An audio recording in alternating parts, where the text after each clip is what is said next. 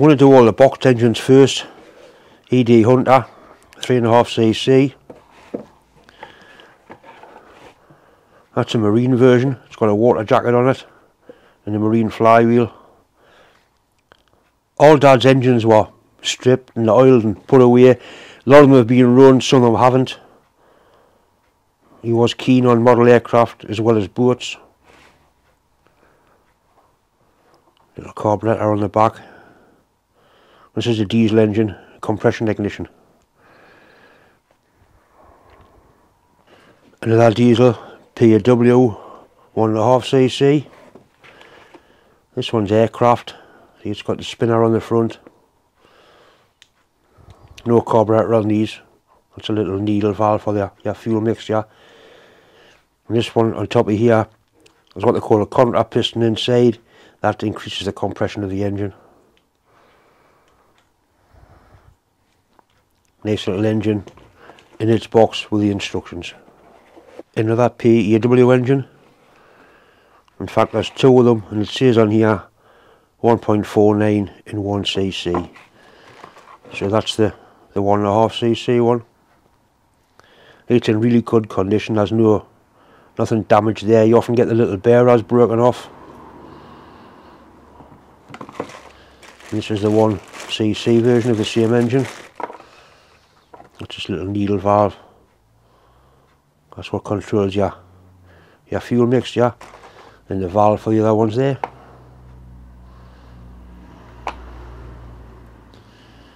Having them in boxes with the instructions makes them all the more valuable, I suppose. Certainly nice little units. This is a more modern one, OS 4-stroke engine.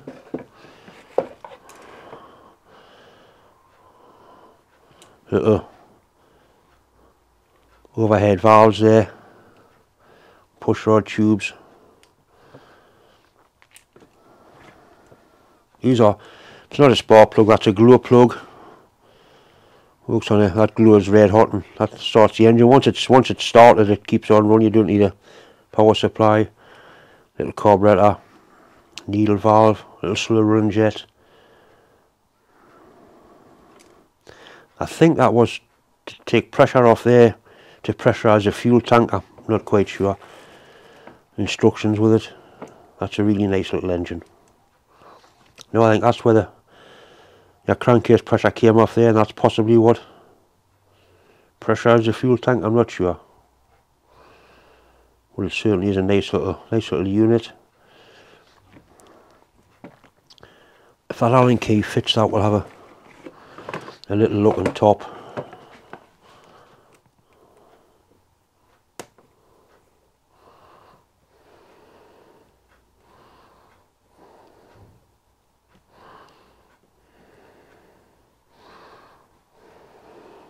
I think OS engines, I think these were Japanese.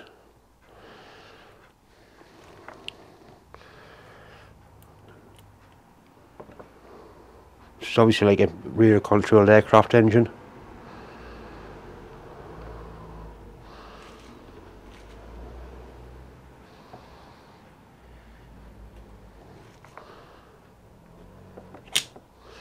There's a little rocker arms with little adjusters on the end.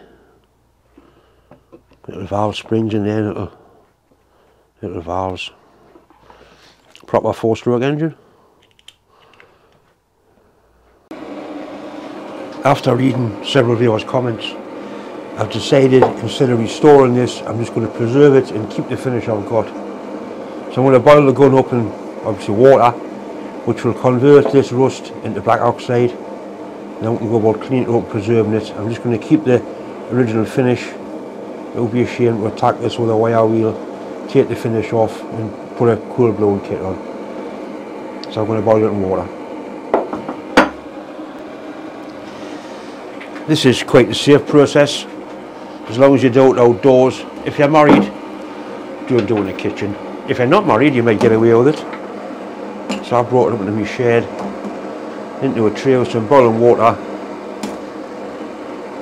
The water will come back to the boil, and I want it to boil for roughly an hour. As I said, this will convert the rust from red oxide to black oxide, which is then carefully cleaned off or carded. A very soft wheel can be used, but I haven't got one, so I'll probably just use a toothbrush. And once all that's off, we can decide what to do, probably just an oil finish. I have managed to source a mainspring and a breech seal for it. So basically, once this is done, we'll be able to put it back together. I'm not going to modify it anyway, I'm just going to leave it the way it is. Right, I've boiled this gun for about an hour, and you look at it and you think, dear God, what have I done? All you've done, you've converted the red oxide into black oxide. You've basically killed the rust. There's no oil in there, which is absolutely bone dry. As far as oil is concerned, I'm going to blow the water off. And all you need to do now is gently, either with some fine steel wool or with a little toothbrush like this, just clean off all the oxide, and you'll be left with nice, clean, either bare steel or what's left of the original blowing. It just takes time, that's all. The longer you spend it, the better it's going to be.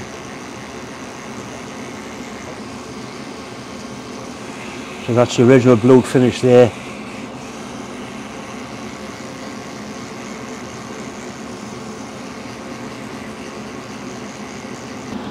Right, I've cleaned all the rust of it. I give it a light coat of oil, and I've put the trigger back in before I start the camera, because that was quite fiddly. If you can see up there, but you can see the sear going up and down. There it is. This is the new mainspring that came, flat section spring, the same as the original one. I'm not going to try putting washers or nothing daft behind it, just leave it exactly the way it is. And I'm just going to leave that the way it was. I had thought about making a new piston and putting an O-ring in, but I think I'll just leave it the way it is. A little bit of grease around there just to help it seal. Also keeps it quite a lot quieter. Right, piston will go in.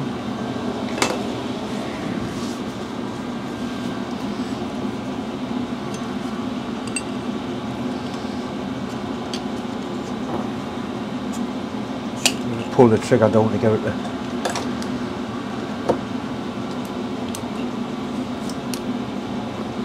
Right, that's that all the way back.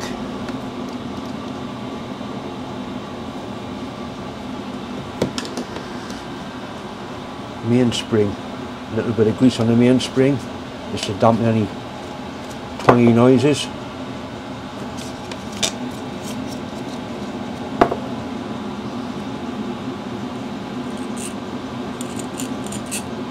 That's actually poking out the end where the original one was in 4 pieces.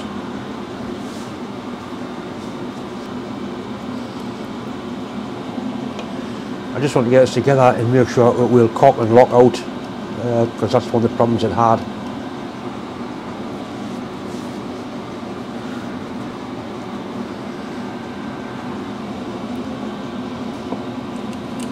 Obviously got to get that in there and get it started on its threads. And there is a bit of spring tension on it, but not an unsurmountable amount.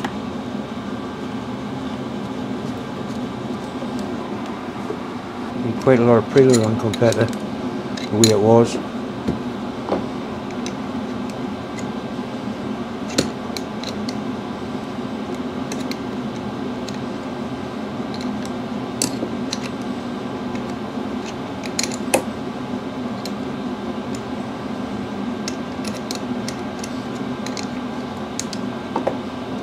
And that just goes back until it's in line with its slot like that. Right, this little gun just doesn't want to play. I found out what the problem is. There's a little spring broken on there, but I think it's all the way in this linkage here. That's a cock and slot. You see it's pulling the piston back. If you look inside of there, you can see it pulls the piston back, and that's where the sear engages into there and that's just not going forward far enough, just that little wee bit. It isn't pulling the piston far enough forward. It's probably only a fraction of an inch, but that's what's causing it. So I'll have to either see what's available for this linkage here or remake it. I mean, there's wear everywhere, you'd expect that with an old gun like this, but that's what's causing lots of the problems. Just pure and simple wear.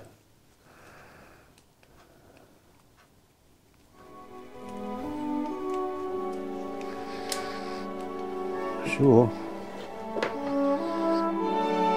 let's see what's available for the trigger mechanism. But that there just isn't going forward by that little tiny amount. I'll just do a simple sketch of those two side pieces and cut them out on a plasma cutter. Then he can weld them back together and put them into his cross member.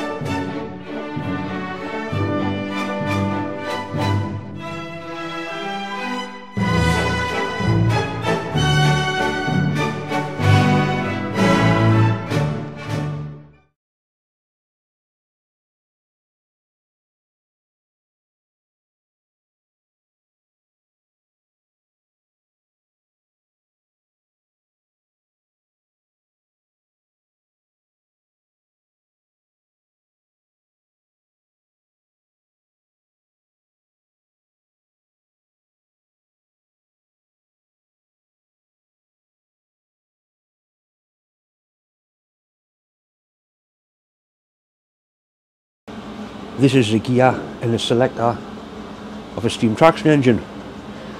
It's similar to the one that I welded up a while ago. I put that part there onto another one. The gear's new, the selector's not, and what's happening is there's quite a lot of play between the gear and the selector fork. See that there? And by the time all this play is multiplied on every little part, you end up with a lot of play on the actual control lever. So what I've been asked to do is build this up to take away some of that play. I can probably put a milli on there. I'll be going to use bronze just to try and take some of that play off. I've also got to make a new pin for here. I'll probably ream this out to oversize in wherever it fits onto it so I can get that and do that as well. There's play everywhere, everything's worn, as you can imagine, on something as old as this.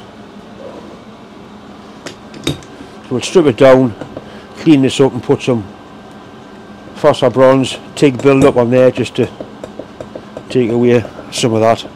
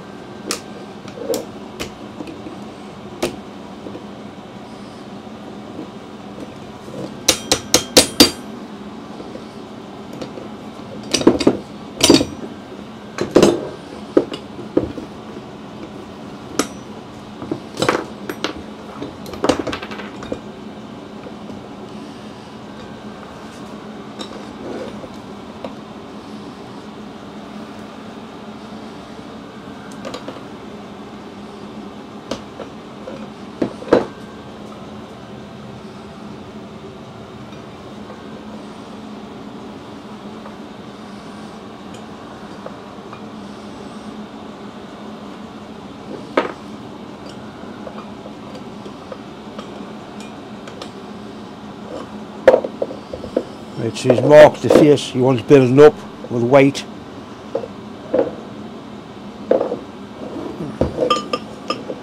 I'm just going to put some little pop marks on to make sure I put it on the right side.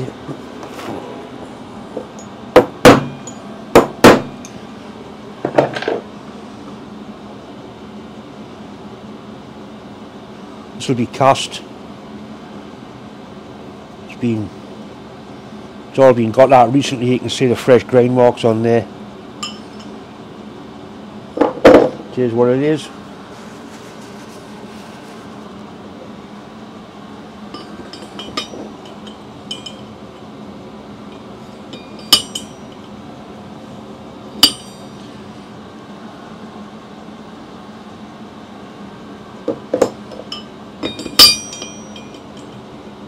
Put some feeler gauges in, but I can safely put 1 mil of bronze on there.